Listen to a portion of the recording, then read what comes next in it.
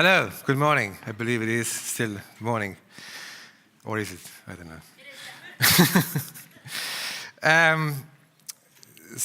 I will use the next 30 minutes to talk about the rather big research project that we carried out as part of the cross-motion project. And what we did effectively, our starting point was that, I don't know if you know that, but the cross-innovation concept, the term, isn't that old. It actually emerged as part of another EU-funded regional development project a few years ago. And we saw it as a rather nice concept. It could explain the processes, how different sectors, especially when creative industries are involved, how these innovation processes work. However, we were not entirely satisfied with the kind of conceptualization level or the research that has been going on into explaining how these processes actually work, what enable those, what may hinder those. So, what should I do to make the... okay. And there was a rather large set of academics as part of that project, and I will talk about the empirical part in a few minutes. But to start out, and we have been talking about innovation for the second day at least here, we started out asking how can we conceptualize innovation in this context? And if you go to any library or any bookstore and you open some textbook on innovation, you will read there that innovation effectively is always a combination of resources, but especially a combination of different ideas that have until that point of innovation making, existed separately, but a creative entrepreneur combined them, and the combination itself is new. Now, who combines? I mentioned an entrepreneur, but entrepreneurs are never really alone. There are institutions behind them, and knowledge arrives to these entrepreneurs but from institutions, those institutions that manage certain kind of knowledge domains where the knowledge accumulates, that create knowledge. So effectively, innovation is combined by institutions. And innovation scholars, therefore, for a couple of decades now, have been rather systematically worked on a concept such as the innovation systems. Innovation systems effectively are networks of institutions of various kinds, universities, libraries, investment banks, incubators, accelerators, companies, NGOs, etc., whole set of different kinds of institutions. And the big question then is, when does the system work? How to coordinate the movement of relevant knowledge, the relevant resources, relevant ideas between them, so that the whole system works better, start producing the innovations, and this would be then beneficial for the states these systems are in. So we are talking about national innovation systems and contributions to national GDP. So the focus is always, not so much as in cultural policy it is, to deal with market failures. Market fails to provide certain kinds of cultural services, so state steps in and provides the services, such as classical music or public service television. But in this case, the focus is on how to make the network of institutions, public, private, government, NGOs, as a whole to work together better so that everybody contributes usefully to the whole of the system. Now, when we're talking about national innovation systems, the innovation scholars and governments, what they usually look at is, is the knowledge moving effectively well from universities to companies, say? This dispute is very heavily going right now in Estonia, as some of you know. And then they sometimes think about, in this country, we're having this kind of general culture, and if this is good for knowledge exchange, or what does that mean for relationships between companies, etc., etc. our argument coming from kind of media studies and culture studies is that innovation studies people really haven't understood how culture works. That culture is much more complex system also within countries and across countries, etc. So, as you well know, what we are talking about these days is media sector starting to work with other sectors. So we're having this border where knowledge needs to cross. And within media studies, we are having another word for that process. It's called mediatization. And media scholars have been discussing this phenomenon also heavily for a while now. So mediatization meaning that all other industries, when they are digitized, when they operate across networks, digital networks, become always a bit media-like. Because they are operated across screens, they present knowledge on screens, their services are being used to audience-like groups. So they are getting increasingly a bit more media-like, and they need to start cooperating with media industries more and more over time. So what does that mean, being mediatization? What does that entail? So it definitely can include many things, but media works, as I've been hinting already, with audiences. So for the media industries, it is always important to understand your audiences, engage your audiences, be in dialogue with your audiences. And if we now think about kind of the phase one of something we could call cross-innovation, the phase one maybe has been something but at least here in Estonia and also elsewhere, have been calling cross and transmedia. So different media industries starting to work together, constantly, systematically coordinating their actions across media boundaries. By definition, what is kind of essential to cross-media and transmedia practices is working with participatory audiences. So audiences are not passive, you include them into your activities in various ways. Another aspect that relates to that you need to actively work with your audiences and really understand the people who use your services, is something our colleagues from Australia, so-called Australian School on Creative Industries, have been working on the concept of social network markets. What that means is that what characterizes media products from everything, or media services from everything else, is that their value is unknown. You don't know how good a film is before having watched it. If you buy bread, you more or less know what's coming. So to understand the value of what you're actually consuming as an audience member, you need to have various kind of trust relationship. You need to trust your friend's taste. You need to trust your reviewer in the newspaper.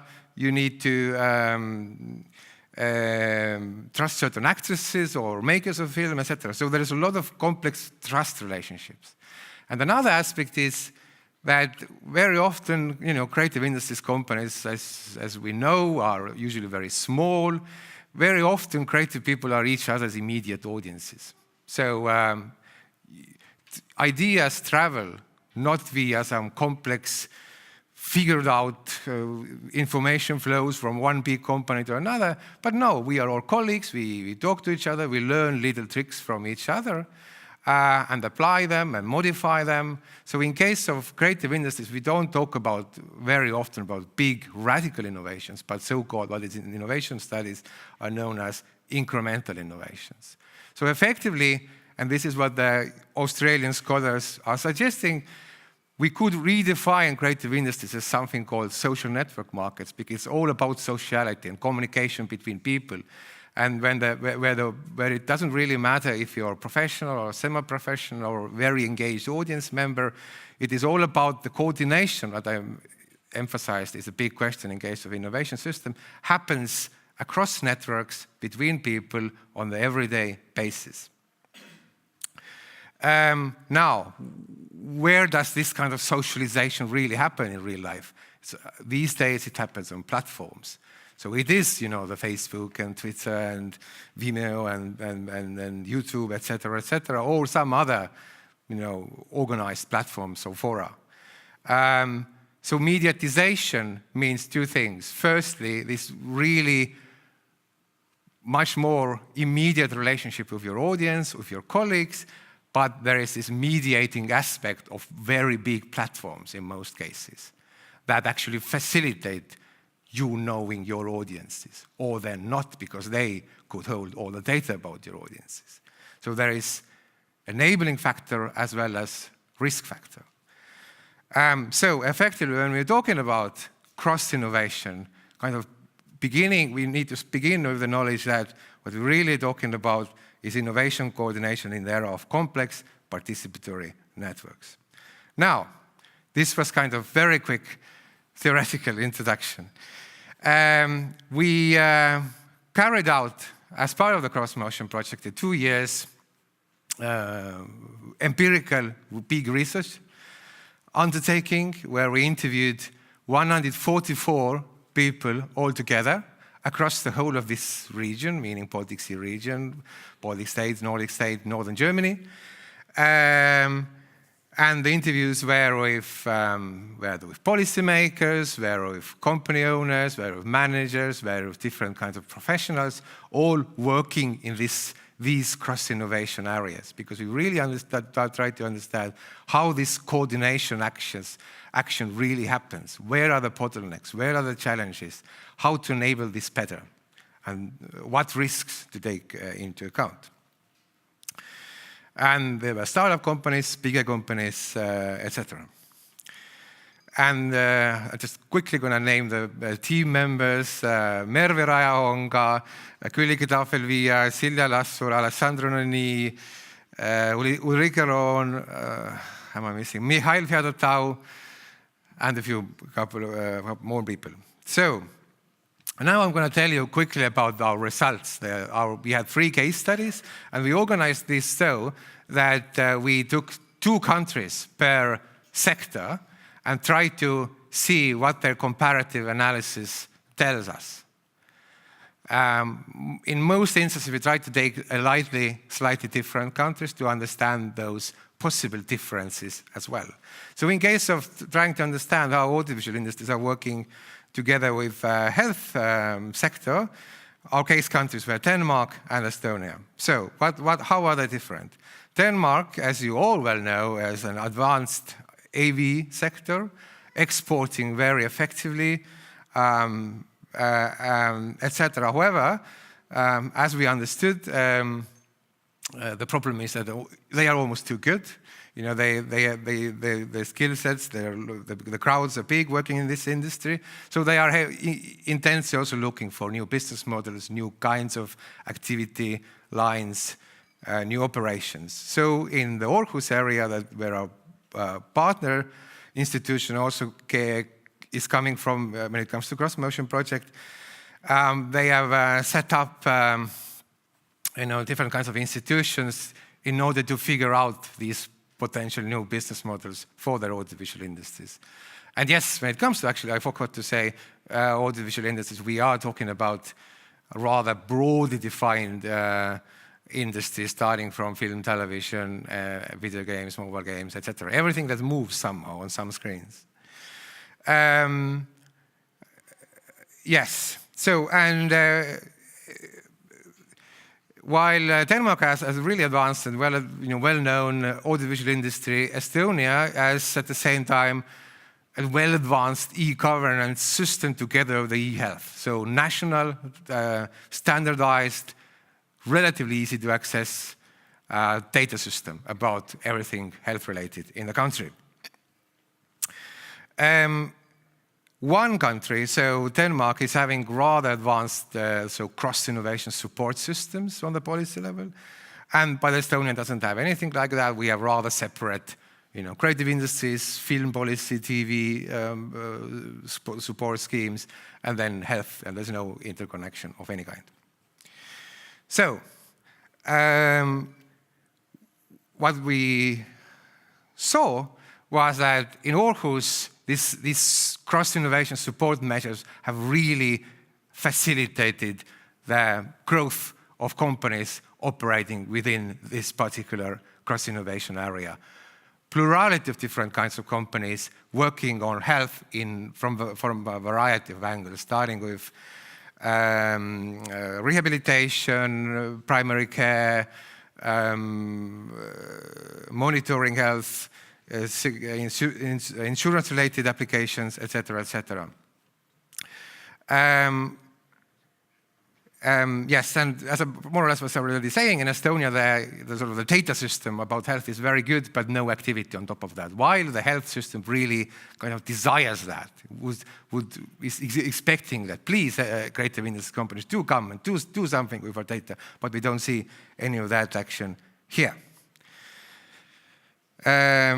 Yeah, so we can say that in Denmark, the convergence is happening as pushed from within the audiovisual sector, and from Estonian perspective, the health sector is interesting, but not much is happening. So what we are really talking about is that this dominant technology here is VR. And I also already mentioned that we are talking about various kinds of simulations, primary care, therapeutics, etc. And what we're really talking about is only startups. Big companies, incumbent media companies, television, big film companies show no interest. But those small companies then are at this stage mainly competing from small pots of public money. Private investors have not really got that interested. And why so? Because the health data systems in Denmark are extremely fragmented. So the scalability of growing big and starting to provide these services globally are problematic. And in this context, what we also did was discussing the further potential, and we are doing this extensively in the book, meaning that because when we're talking about platformization, big global platforms, Google and Amazon coming and to start providing these kinds of health-related online services, then what does that mean? Let's go compare Estonia and Denmark. Denmark sort of suggests that because the health systems are so fragmented and the scalability is a big problem, so could the big platforms just come and replace this with their provision, standardized, global, the same everywhere? Easy to work with, therefore, for also small providers. Or is Estonia instead the sort of good, ripe case for platformization? Because yes, the data is there, but nothing else is happening. So does that mean that Google could snap that data that is relatively available and work on this? Okay, I will leave these questions up for further discussion. So our education case study was Finland and Sweden, quite similar countries. Both are having very advanced video gaming sectors. And in this context, we're really talking about video gaming, but also other AV industries. And strong focus on innovation in education for slightly different reasons, though, because the problem that we heard from Sweden is that, due to heavy immigration in the last few years, the schools are full. However, teachers there's not enough of teachers, so they are really pressured to figure out the kind of new teaching methods. Could they use artificial intelligence in teaching processes, for instance? While Finland is really proud of their achievements in education sphere and are interested in exporting their existing solutions worldwide, but also figuring out that these, perhaps in the coming era, their older standards don't really work and they need to figure out new ways. So in both countries, there is big focus going into this area. And when it comes to the innovation in education, the problematic comes from the very strong public concern that goes into education sector. So everybody's worried for various reasons. And therefore, the institutional setup of the sector is complex. You have not only various kinds of schools owned by the state or municipalities, or them being covered in complex ways where there are, city governments, parents' bodies, alumni institutions, etc., etc. So when you start innovating in this area, you need to really interact with all of those. And what we realized is that for big time, let's say video gaming companies, and this sector generally has been booming, they don't really bother. It's too difficult for them to work with the public sector. It's too much of hassle. So as a result of this kind of refusal of dialogue, what has been emerging for a while is the kind of new subsector, dialogic sector in between of sectors, known as the EdTech, educational technologies subsector. And this inherent is also very complex because it really needs to include different kinds of professionals, engineers, programmers, people who really know national curriculum, how national education systems work, but also script writers, various kinds of creative professionals. So effectively, a very interesting case when it comes to identity of a subsector and why does it exist, etc. Yes. Now, when it comes to the sort of the process, how has it been happening? So there has been already kind of a lot of learning over the years within the EdTech, because differently from the VR health, this has already quite a bit of history. There has been, as one of our interviews in Sweden put it, the so-called App Fest. So they tried to create an app for every little thing. Yeah, you learn this and you learn that, and there's an app, etc.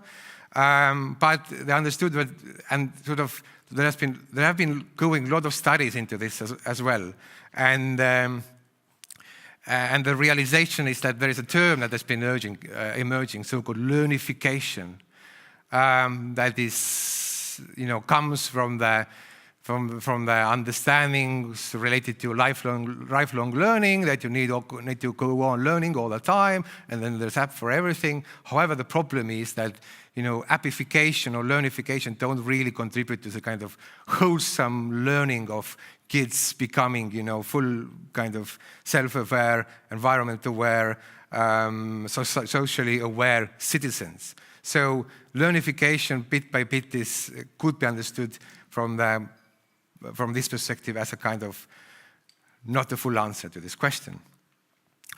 And therefore, what the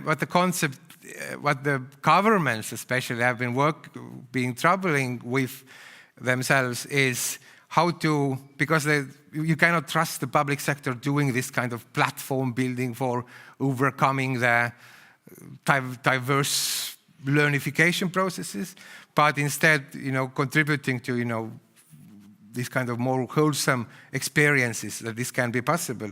So, and in the book we are bringing up the Estonian cases here in this context actually, where the government has been building platforms that relate to curricula, but also enable the private sector to contribute on that platforms, to provide specific applications, specific videos, specific solutions as relating to existing curricula. So government run platforms as a response to the risk of globally led platformization of education.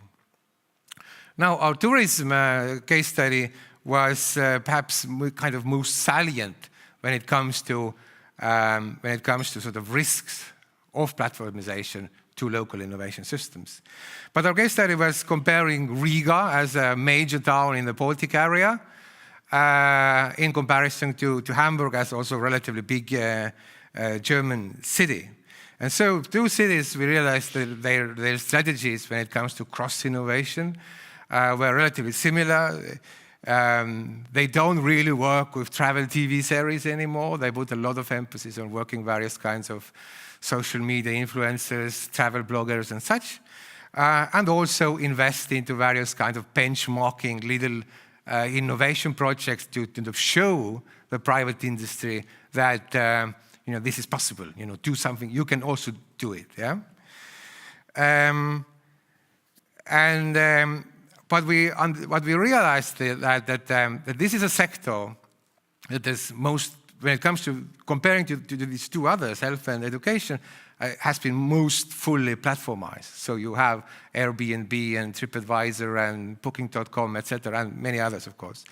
And what does that mean is that, let's say in Riga, our interviews were telling us, like 8 years ago, everybody was doing travel apps or tourism apps, etc., but we don't do that anymore because you cannot compete with those big platforms. It's useless. And another aspect is that, the inherent structure of the tourism sector, being that, you have the travel and hospitality companies, meaning, air carriers and ferry companies and hotels. Then you have touring companies, so let's say tourism industry proper, and the cultural heritage sector, so museums and such. So essentially very diverse as well. However, the sector itself has been on a growth phase for many years, so there's no kind of real big concerns, in terms of do we have enough of business, do we not have enough of work? And there's no also public concerns. Governments are not really concerned about tourism as long as there is steady income flow, right? And because the sector has been growing, nobody is really concerned about it. But at the same time, these touring companies especially, but also most hotels, are effectively very small companies. They really don't have enough resources to go on innovating on their own or cooperating with gaming or I don't know, TV sector, etc. So there's not much of this kind of cooperation as of now. Media companies have been somewhat more involved. We traced that in Hamburg. They are really trying to have those dialogues with the tourist sector every now and again, because they also see the potential of AR, and in the tourism sector we really talk about mostly AR-driven applications. But not really this much of it happening, probably because everybody sees that the platformization is too hard. The platforms are controlling contacts with audiences. We cannot access to that data, and we cannot compete with them, so we just settle with using the tools of platforms and building our profiles there, etc. And so public sector, and this is mainly where we're talking about cultural heritage sector, museums and heritage sites, etc. This is where they step in. They do have some public monies, also EU monies, at least here in this country, and where they develop these experimental projects, AR, VR in museums, etc., etc. Very often it happens that these public sector-driven endeavors, once they spend the money, they just stay there. There's no clear owner to these applications. There's no further money to further develop those things. And it seems that the developers or the market are not really that interested in pushing this to happen. So there is this various interim situation right now in this sector where everybody kind of hopes that the AR will come and there's going to be a new momentum for innovation, etc. However, also in this context is that, okay, but then the big platforms come and there's not much for us to do. We told this story in the book also when it comes to, we told this one story about the startup here in this context. So, cross-innovation, is it a thing? Is it worthwhile to think in these terms other than, yes, there's a slogan? Well, what are we really talking about? So we really are talking about perhaps a classical process where innovation is pursued by startup companies. Incumbent media and video gaming companies are not really motivated because the market is not big enough. However, there's always a potential that the market builds, and these early startups can grow big. We just don't know how is it going to be evolving, as in case of tourism and the AR.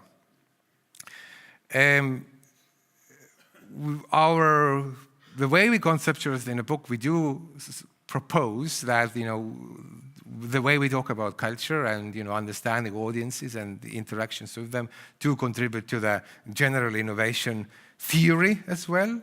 It was very interesting to kind of trace those, let's say, in case of edtech, etc., these kind of identity issues, like what are we as a subsector? Are we one or are we other, or are we something entirely new? These kind of epistemic identity questions.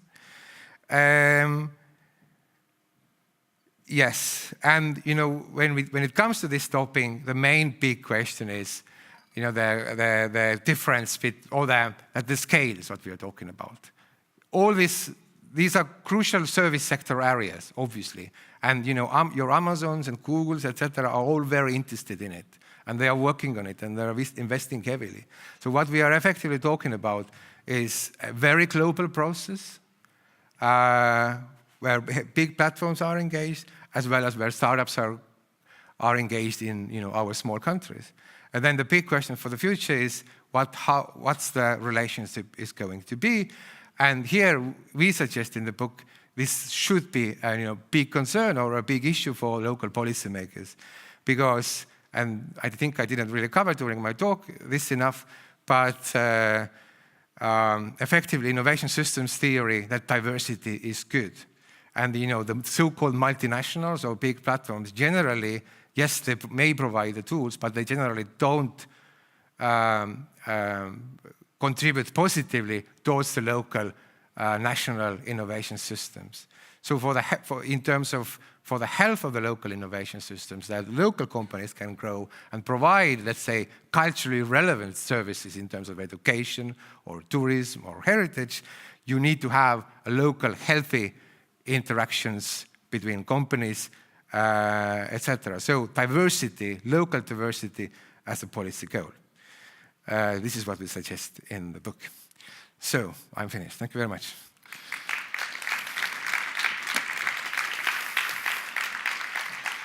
Oh, thank you.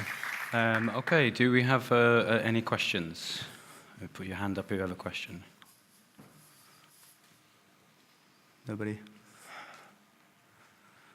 Okay, perhaps one question for you from me then would be, so the diversification of the local industries is your proposed, or sorry, more local solutions is your sort of proposition? No, effectively, the innovation theory says diversity produces diversity. For the national innovation system, it's good if we have a very diverse set of institutions, because their difference produces possibly new ideas. And if you don't have this diversity in terms of companies, their goals, their approaches, then you probably don't, on the long term, you cannot produce a diverse set of new ideas, meaning that it is bad for the general health of innovations, possibly coming and contributing to the GDP or awareness of people or richness of the cultural sphere locally. So you need to have this institutional diversity to have long-term feasibility in innovation as well as in culture. And how do we ensure that in some sense? So maybe that's not a possible question to answer, but we probably, for instance, as I said, in the Estonian case, we don't have a proper cross-innovation policy. We have a rather traditional culture policy, or creative industries policies, but creative industries policy means that, let's make profitable films or such. But we need to facilitate much more systematically these dialogues between various subsectors. So cross-motion should be taken up in the future nationally, regionally, and so on. And then who would lead that, in your opinion? Would this be academia or the government, or what would be or a combination, or? A combination. So obviously government sort of needs to set up the system, but then again,